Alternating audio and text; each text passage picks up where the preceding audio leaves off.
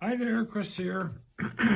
So the Covert Companion has been out for about a year, and the lockpicking lawyer has added on to it, and so I finally pulled the trigger, and I thought, well, I'll give this a review after it's been out a year. In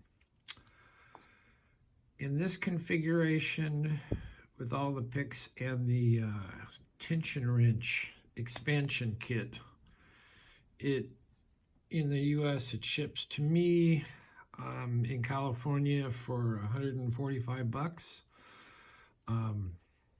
Things I want to say about it: extremely well thought out, very well executed.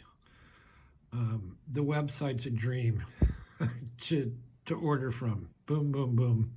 You're in, it's coming. Quick shipping. It comes to you in pieces. And so you get a bunch of little bags that has everything in it.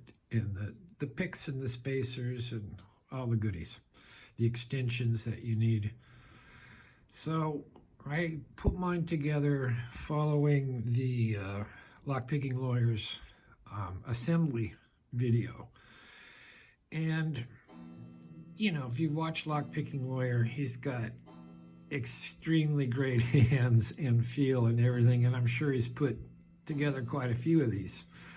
And I watched the video, and I would stop it at certain points to catch up and get everything in. I have to say, it takes a while. It took me a while. The first time I did it, it took about 50 minutes. And then I thought, okay, well, let's try this again. The second time I did it, it took me about 30 minutes. So it takes a while. I did manage to misplace or not use the spacers in a couple of places, but it still all comes out and folds back together. So sometimes you have to give it a couple of taps, but they will find their respective slots. So we'll take a look at everything. What came with this one? And it takes a while to get everybody out.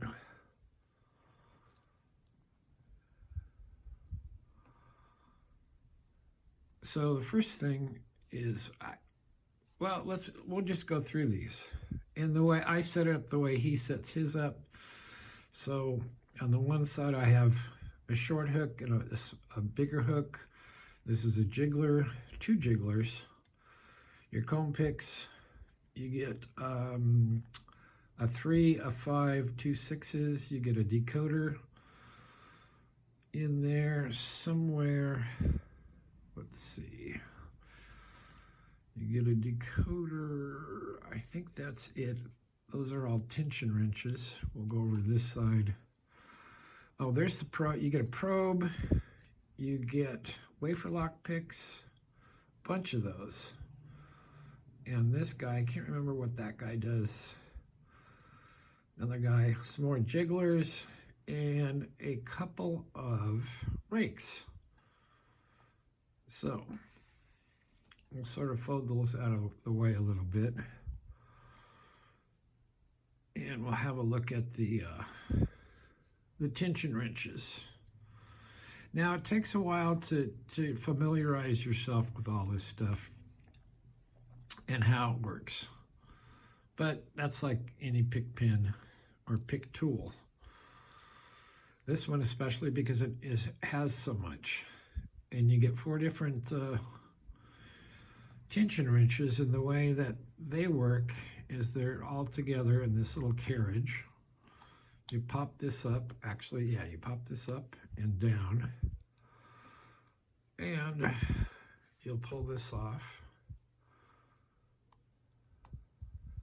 Come on.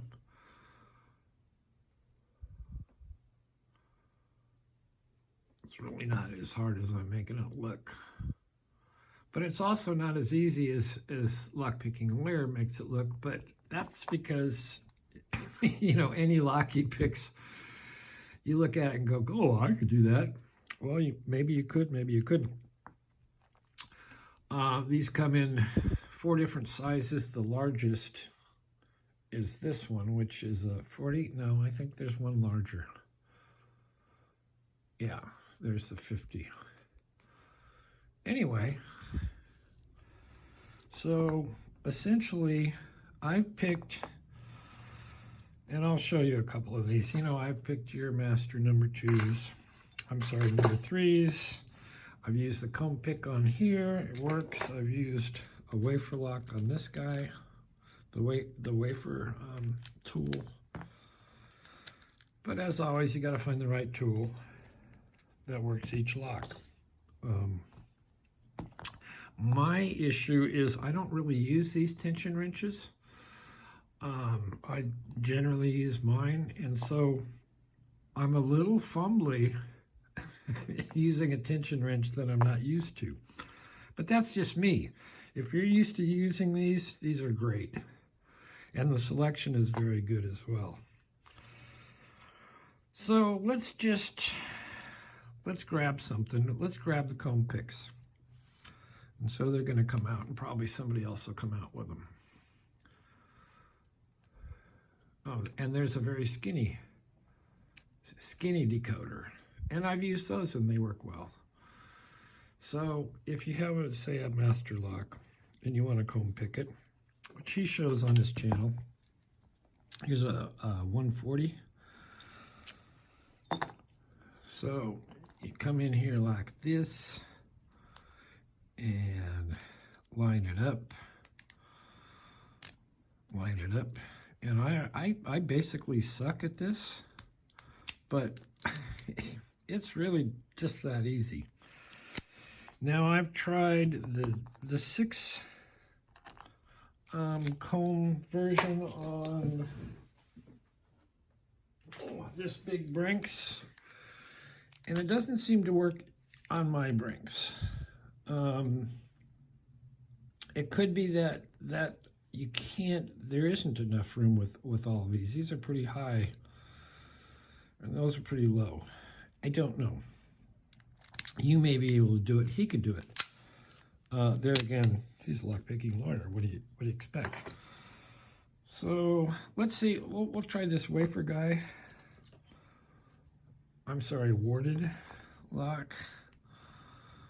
So what do we want? We want, and like I say, it takes a while to familiarize yourself with where your picks are. And sometimes, if you don't assemble it correctly, they get out of order. But even mine, which I missed a couple of spacers and stuff, still work fine. So we'll try this one. And he gets around the issue of, say, the lock loosening up by you just hold it with what he calls the pistol grip. And which is a little different, but it does work. See, you can jump in there. But like with all of these, you have to try 2 or 3 different ones. I have to say it works very well. Let's talk about the Jigglers, if I can find them.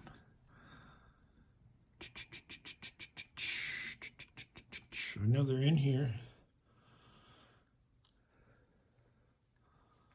I have taken, oh, I thought I saw it. There it is.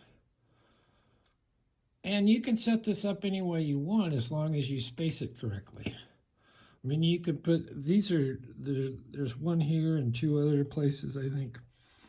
I was able to take this Jiggler and pick this Sargent and Greenleaf dial lock. It won't decode these, but it will pick that. I did take the same Jiggler and pick the locks on my trailer, which is locks on RVs door locks, hatch locks and stuff are a very sad state of affairs. They're all just very, very, very simple wafer locks. Wafer locks, yes. It doesn't matter. You can pay $6,000 for one, or you can pay $1 million for one. You get the same shitty wafer locks on it. I was recently with my friends, and we were out at a huge RV place, and they were looking to buy a nice trailer. And I walked over to one that was $1 million plus and had a look at the door locks. Same stuff as I have on my little $6,000 teardrop trailer. So, but this worked quite well. And if you get it too deep, like with some wafer locks, you could actually pull the cylinder out, which I almost did, but I didn't. And you can put it back in because the wafers stay in a carriage and they have to really be plucked out. So the core comes out, but you can put it back in. Anyway, it's up to you guys. I would use this. I'll put it in one of my vehicles, and so it's a stand at the ready tool. It does not come with my favorite, one of my favorite profiles, the double snowman, which you've seen me pick a lot of locks with. And this is a multi-pick. These are about, I think $60, maybe. So, but this has quite a bit more things. Anyway, I'll recap. Extremely well thought out, extremely well executed, well made. All the picks and everything are finished nicely and consistently. And it goes together. It's going to take you a while to put it together. But overall, it's a it's a pretty great tool. My personal issues with it, that I'm just not very good with this style of tension wrench, but most people are very good with those. I've used these things for so damn long that I'm stuck on them. So there you go. I thought I'd do a quick review of that. Also, I am thinking, I have been playing with a lot of these safe locks, and been for the last 2 or 3 months messing with them and finding my contact points, or not finding my contact. There we go. And I'm thinking of doing a review on safe lock manipulation videos. Let me know in the comments if that would interest some of you. They're really fun to mess with. I have 2 or 3 of these Sargent and Greenleaf locks on practice stands. I have one